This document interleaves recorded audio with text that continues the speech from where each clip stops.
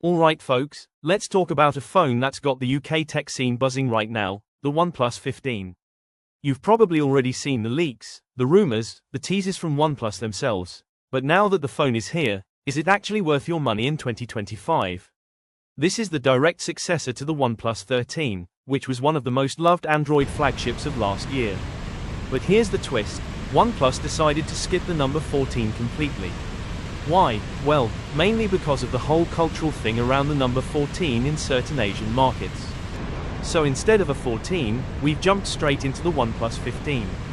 In this video, I'm going to break down everything you need to know about this phone: the design, display, performance, cameras, battery life, software, pricing here in the UK, and of course, whether it's the right pick for you or not. So grab yourself a cuppa, sit back, and let's dive deep into the OnePlus 15 because trust me, there's a lot to talk about. Let's start with the design, because honestly, that's the first thing you notice when you pick up the OnePlus 15. Compared to last year's OnePlus 13, which went for a flatter and boxier look, the OnePlus 15 brings back a sleeker, more curved aesthetic. It feels smoother in the hand, the edges roll nicely, and it's a lot more comfortable for everyday use. Some people love the flat-sided look of the 13, but personally, I think this design has that proper, flagship polish to it. The back is finished in glass with an aluminium frame, giving it that premium, solid feel. It's not slippery like some glossy phones either, there's a certain grip to it that reassures you. And when you're carrying it around in jeans or slipping it into your jacket pocket on the tube, it doesn't feel bulky or awkward. The weight distribution is spot on too. You know how some big phones feel like they're about to topple out of your hand? This one feels balanced, so even when you're using it one-handed on the London Underground or while holding a coffee, it's manageable. Color options are another win. OnePlus has always had fun with finishes. They tend to mix bold shades with more classy, understated ones. This year, you've got options that look professional for the office, but also playful if you want your phone to stand out at the pub. And then there's durability. The OnePlus 15 comes with an IP68 and even IP69 water and dust resistance rating. That's a massive plus if you live in the UK, because let's be honest, it rains a lot. Whether you're in Manchester caught in a sudden downpour, or in London where the drizzle never seems to stop, this phone can handle it. No more panicking if a few drops hit your screen. In terms of design language, it sits somewhere between Samsung's Galaxy S25 Ultra and Apple's iPhone 16 Pro. The Samsung is bulkier and a bit industrial looking, the iPhone has its polished boxy edges, but the OnePlus feels like the middle ground, sleek, comfortable, and premium without trying too hard. And honestly, this feels like a phone built not just for specs, but for real daily life in the UK, whether you're at a pub, commuting on the Underground, or trying to juggle your phone and an umbrella in Manchester rain. Now let's move on to the display, because honestly, this is where the OnePlus 15 really flexes its muscles. We're looking at a rumored 165Hz AMOLED LTPO panel, and yes, that sounds like a lot.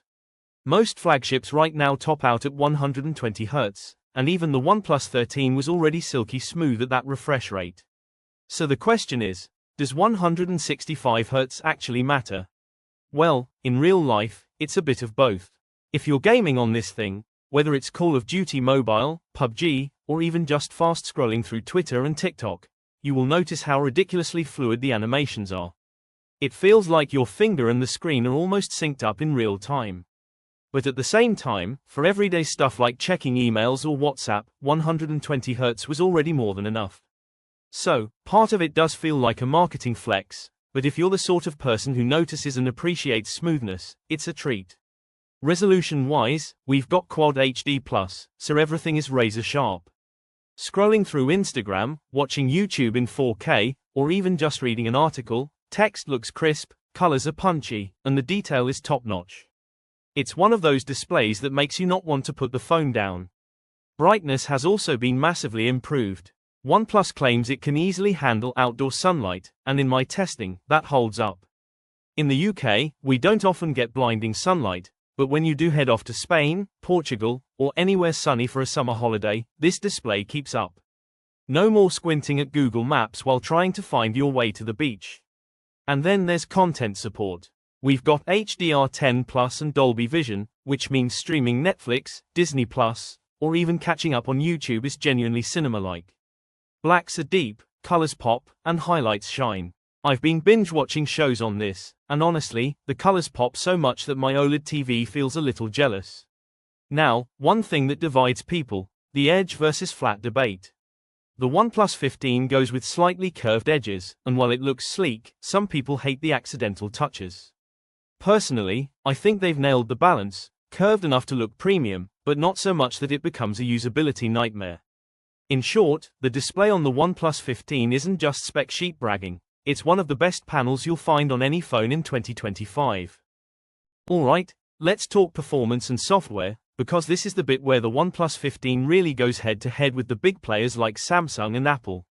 Inside, we've got Qualcomm's brand new Snapdragon 8 Elite processor, their most powerful chip to date. It's paired with up to 16 GB of LPDDR5X RAM and as much as 1 TB of storage, which is just bonkers for a phone. Honestly, this is laptop-level performance in your pocket. Apps open instantly, multitasking feels seamless, and even when you're running heavy apps side by side, like YouTube on split screen while browsing Chrome, it doesn't skip a beat. Now, the software side of things is just as important, and here in the UK, OnePlus has a bit of a reputation. People love Oxygen OS because it's clean, fast, and a lot less bloated compared to something like Samsung's One UI. You don't get bombarded with duplicate apps or unnecessary clutter. It's closer to Google's stock Android, but with just enough tweaks to feel smarter. And this year, OnePlus has doubled down on AI. You've got features like Intelligent Search, which basically lets you find files, messages, or even settings instantly by typing or speaking naturally. There's Smart Summarization, so if you get a long WhatsApp rant or even a huge work email, the phone can break it down for you into the important bits. And there's context-aware voice commands, so you can literally say, "Book me an Uber home," and it'll understand your location and preferences. For gamers, this is where the Snapdragon 8 Elite shines. I tested out Call of Duty Mobile, PUBG, and Genshin Impact, all maxed out, and the phone handled them flawlessly. Paired with that 165Hz display, animations are ultra smooth, touch response is lightning quick, and it honestly feels like cheating compared to older phones. The only question, does it get hot? Well, in extended sessions, yes, it warms up a little, but OnePlus has clearly worked on thermal management. It doesn't throttle performance the way some devices do, and you can play comfortably without your palms feeling like they're on fire. Now, the big question for a lot of UK buyers, will it last? With phones costing near $1,000, you want it to stay fast for at least 2 to 3 years. And the good news is, OnePlus has promised 4 major Android updates and 5 years of security patches. Combine that with 16 GB of RAM and a beast of a chip, and you're looking at reliable long-term performance. Of course, we have to compare it to the competition. Apple's iPhone 16 Pro with its A18 chip is still the king of raw power, especially in video editing and iOS optimization. Samsung's Galaxy S25 Ultra is neck and neck too, with its own AI tricks.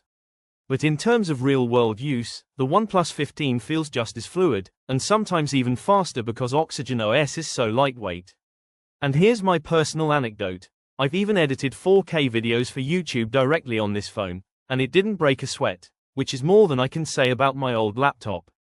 That's the level we're talking about here. So if you care about speed, gaming, AI smarts, and software that doesn't feel bloated, the OnePlus 15 really delivers. So that's my full deep dive review of the OnePlus 15. If you found this useful, give it a thumbs up, and if you want more honest reviews just like this for the UK audience, make sure you subscribe to the channel. Now I want to hear from you. Are you thinking of upgrading to the OnePlus 15? Or do you reckon Samsung or Apple still have the edge? Drop your thoughts down in the comments. I read all of them. Thanks for watching, and I'll catch you in the next one. Cheers!